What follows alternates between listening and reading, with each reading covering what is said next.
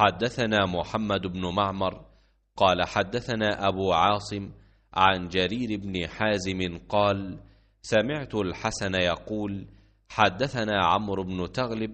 أن رسول الله صلى الله عليه وسلم أتي بمال أو سبي فقسمه فأعطى رجالا وترك رجالا،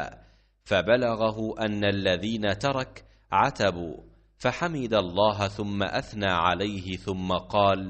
أما بعد فوالله إني لأعطي الرجل وأدع الرجل، والذي أدع أحب إلي من الذي أعطي،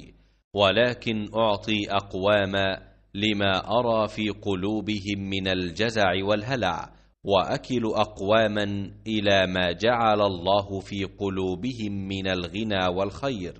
فيهم عمرو بن تغلب، فوالله ما أحب أن لي بكلمة رسول الله صلى الله عليه وسلم حمر النعم۔ ابو عاصم نے جریر بن حازم سے بیان کیا، انہوں نے کہا کہ میں نے امام حسن بصری سے سنا، انہوں نے بیان کیا کہ ہم نے عمرو بن تغلب رضی اللہ عنہ سے سنا کہ رسول اللہ صلی اللہ علیہ وسلم کے پاس کچھ مال آیا یا کوئی چیز آئی،